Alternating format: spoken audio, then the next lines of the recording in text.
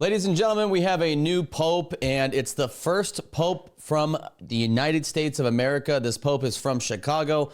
There's a lot of back and forth going on online right now if the pope is even biblical. A lot of Protestants are saying he's not biblical. Catholics aren't biblical. I more fall in line with that. But at the same time, half my family is Catholic. My grandma was Catholic. My grandpa was Catholic. And I have a soft spot for the Catholic Church. And I think it does matter who the pope is. He's very influential, and it does matter come election time. And, someone said on my social media post, by the way, before we get into it, like and subscribe to the channel. Make sure you follow me at David Medina PDX across all social media. Someone said, I don't look to the Pope to validate my faith. I look to God. And that is I couldn't agree more. Having the only mediator in between us and God is Jesus. It's not Jesus and the Pope. It's not Jesus. I mean, that's just what the Bible says. I mean, we can argue it all day. I think it's something that we shouldn't argue about. You do your traditions, you do your Catholic Church stuff. Let us do our Protestant stuff. We don't have to argue. This doesn't have to be a thing where we fight and defriend each other over. I believe Catholics are going to heaven. I believe I'm going to heaven. That Protestants are going to heaven. Evangelicals, I believe we're all going to heaven. So let's just chill. Let's get along, right? But I did want to take you through real quick, about the information that's come out so far on this Pope. If you look, so here was the, everything is zoomed out, just perfectly, just not prepared. It's okay. We're going to give producer Vlad a break because it's his birthday. But here was the announcement that with the smoke coming out of the chimney. This was pretty cool. You hear everybody cheering here. Check this out. This just in. We have white smoke coming out of the Sistine Chapel. This means that we have a new pope. It is the third vote that's been taken. This is quite frequent timing. This is day 2 of the new pope. We've been waiting for this vote. So the smoke came out of the Sistine Chapel, meaning the new pope has been selected. And ladies and gentlemen, here he is. They're calling him Pope Leo. His name was Cardinal Robert Francis Prevost. He is born in Chicago in 1955. His father was a U.S. Navy veteran who fought in World War II. His mother was a librarian. He completed his secondary studies at the Minor Seminary of the Order of St. Augustine before earning his Bachelor of Science in Mathematics at Villanova University. He speaks multiple languages, including English, Spanish, Italian, French, and Portuguese. He spent much of his career in Peru, serving as a missionary and seminary teacher. He was appointed by Pope Francis in 2023 to recommend bishop nominations worldwide. He's the first American-born pope. Something to be proud of there, man. That's pretty cool. First American-born pope. Now, we don't know if that is a secret plan to derail Trump's agenda somehow or have some kind of influence on it. I don't know. We know that Pope Francis was not very pro-deportation or pro-borders, and that's just really sad, man. I hope that Pope Leo isn't like that. He does oppose the promotion of gender ideology. So there were some posts that came out initially where people were like, this guy is going to just be another woke pope. I mean, I thought at first maybe, you guys have to understand there's a difference between the Bible and politics. Like sometimes they intersect with things like abortion. There's biblical political stuff that intersect like abortion and LGBTQ stuff and the transgender agenda.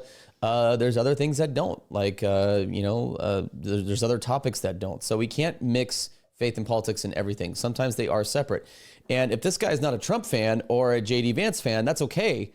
I care more about how he's going to stand on social issues and how he's going to stand on the sovereignty for America. It's okay if he doesn't like Trump or JD. That's not how I judge him.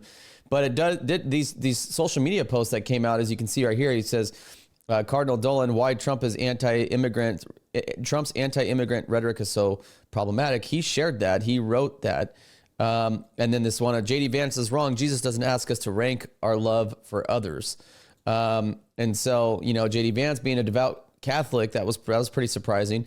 So that's what came out at first. And everybody's like, oh, here we go. It's going to be another woke pope. Here's some more stuff that he's reposted. Stuff about ending racism with George Floyd, criticizing Trump about bad hombres. You can see all here, just all these different posts that he retweeted. And if, for those of you who aren't really online, a retweet or a repost just means that they're basically endorsing what it's saying. They're putting it on their page. Okay. And then, the Democrat Chris Murphy, this new Pope, reposted his post from 2017. To my colleagues, your cowardice act cannot be whitewashed by thoughts and prayers. None of this ends. So this is against gun violence too. So we're all thinking, oh man, here we go again. Here's another woke Pope. Here's another, another guy that's just gonna be woke. But let's watch this quick clip. Let's hear him talk real quick. One of the things that I certainly have learned more about in the process of the Synod is the, if you will, wide varieties of understanding the ministry of the bishop, sometimes determined by cultural factors, sometimes determined, of course, by personal issues, personality, the character of the bishop. But above all, and around or underneath all of that, has to be a foundation of who a bishop is called to be. And as Pope Francis has reminded us many times, a bishop is called to serve. His authority is service. And so to look for different ways in which a bishop can serve in any given society, in any given church, I think is very important. The bishop is not supposed to be a little prince sitting in his kingdom. It's going to be nice. And that's one thing I do appreciate about the Pope and about Pope Francis, regardless of his crazy things that he said, like there's multiple ways to heaven. They have a servant's heart, and that's how Jesus was. He was very loving, very servant's heart, and they emulate that. But I just wish they would stand for, the laws that America has and stand for the, biblical issues like the LGBTQ agenda and the truth on that, and how God says one man, one woman is to be only joined in marriage, and that he only made male and female. I wish they would stand for that these popes would stand for that. But it is going to be nice, Producer Vlad. It is going to be nice to have a pope that speaks English. We're so used to having a translator, and it kind of dilutes the, what the Pope is saying a little bit when you hear him in interviews and stuff. It's going to be really nice, and it's gonna matter having a guy speak English because you get all the context and everything. So it's going to be really, really cool to have a pope now that speaks English, clear English, really good English, actually. This is another thing. He said, we cannot build a just society if we discard the weakest, whether the child in the womb or the elderly in their frailty, for they both are gifts from God. So now new information has come out that, he stands for traditional, he has stood for traditional values in the past. He ran a pro-life group. Here was Charlie Kirk, and this is Donald Trump, President Trump, congratulating the Pope on Truth Social. But where's Charlie Kirk's message? Okay, so here's Charlie Kirk's video. This is what he had to say.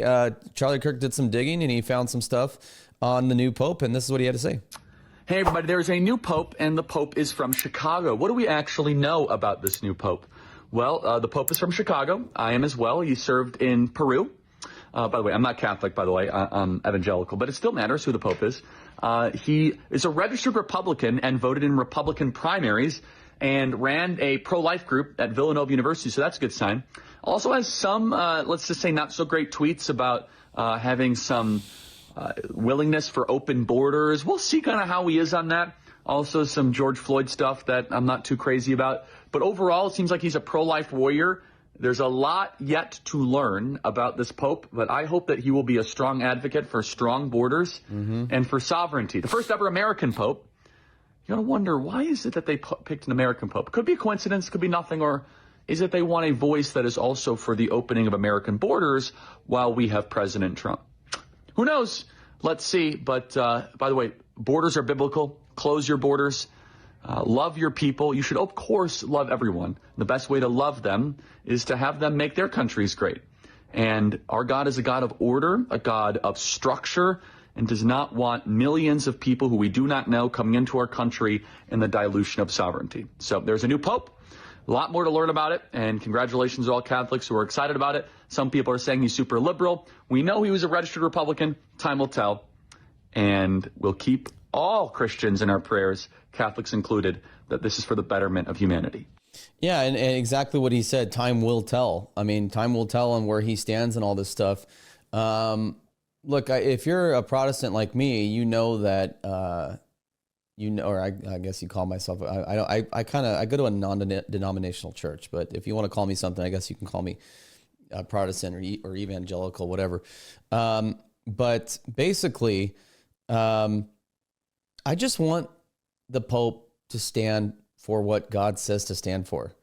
You know, when you have Pope Francis saying things like there are many paths to heaven, and saying that, you know, like, who are we to judge, you know, two gay people getting married and stuff. I mean, it's just like, I don't know, man. You just got to be, I don't want to go in deep into, for this video's sake, we could be here forever. I can go deep into why I believe the Catholic Church is a lot of what they do, infant baptism and the confession part, all the stuff that they do are not biblical. And there are even some Catholics that say you have to be baptized to be saved. And there's nowhere in the Bible where it says that. In fact, the most clear example is the thief on the cross, who's literally called over to Jesus, and Jesus said, "Today you will be with me in paradise." You know, there was no baptism needed or recorded there. Just the thief believed in God, called on him, and Jesus brought him up to paradise, to heaven with him. So, I mean, you know, there's so many things. I just think at the end of the day, we don't need to fight. Catholics and Protestants, we don't need to fight with each other. Let's just love each other, have our different opinions.